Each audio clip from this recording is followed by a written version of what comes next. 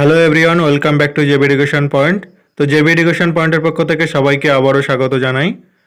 তো কালকে তোমাদের WBMSCর অফিসিয়াল ওয়েবসাইটে একটা নোটিশ জারি হয়েছিল। সেই নোটিশ অনুযায়ী আজকে তোমাদের রেজাল্ট প্রকাশিত হয়েছে।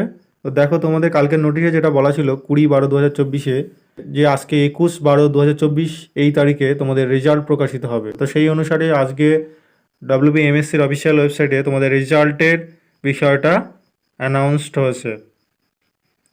তো এখানে দেখো, ইম্পর্টেন্ট নোটিশে যেটা বলা আছে 21শে ডিসেম্বর 2024 সাল অনুসারে যে নোটিফিকেশনটা তোমাদের দেওয়া আছে, candidates called for interview in 7 SLST 80 for classes 11 and 12।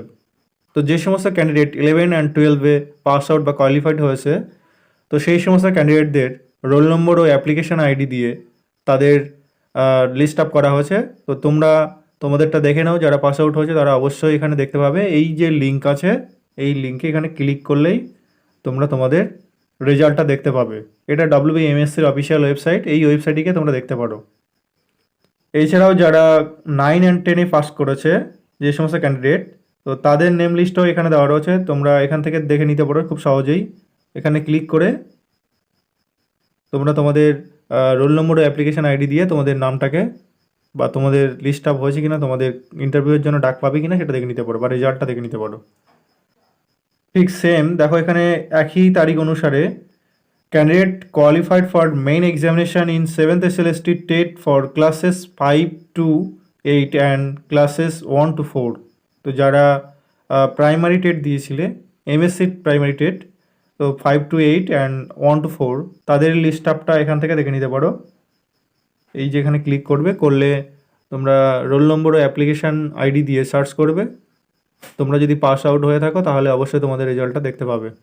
তো এই মুহূর্তে ক্লাস 11 অ্যান্ড 12-এর যে রেজাল্টটা পাবলিশ হয়েছে সেই পিডিএফটা আমি ওপেন করব।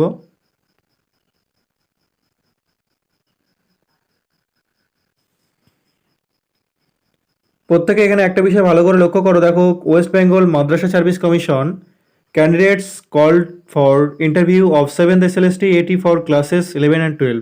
তো যেহেতু আমি 11 অ্যান্ড 12-এর জন্য যে পিডিএফটা ওপেন করেছি, তাই জন্য এখানে 11 অ্যান্ড 12-এর জন্য দেওয়া রয়েছে। তো তোমরা চাইলে ওখানে নিচে যেগুলো দেওয়া রয়েছে 9, 10, 5 to 8, 1 to 4, তো সবাই যে যে যারটা প্রয়োজন সেটা ওপেন করবে। তো আমার এখানে 11 অ্যান্ড 12-এরটা ওপেন করেছি। দেখো এখানে সাবজেক্ট দেওয়া রয়েছে, রোল নম্বর দেওয়া রয়েছে এবং অ্যাপ্লিকেশান আইডি দেওয়া রয়েছে। তো তোমাদের প্রত্যেকের অ্যাডমিট কার্ডের রোল নম্বর ও অ্যাপ্লিকেশান আইডি অনুযায়ী তোমাদের এখানে তোমরা পাস করেছো কি কোয়ালিফাইড হয়েছে কিনা সেটা দেখে নিতে পারবে।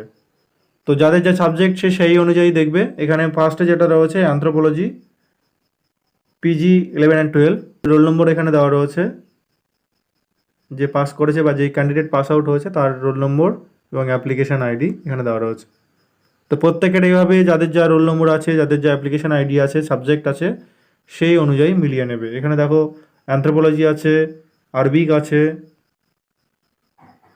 বেঙ্গলি আছে, বায়োলজিক্যাল সায়েন্স আছে, কেমিস্ট্রি আছে, কম্পিউটার অ্যাপ্লিকেশান আছে,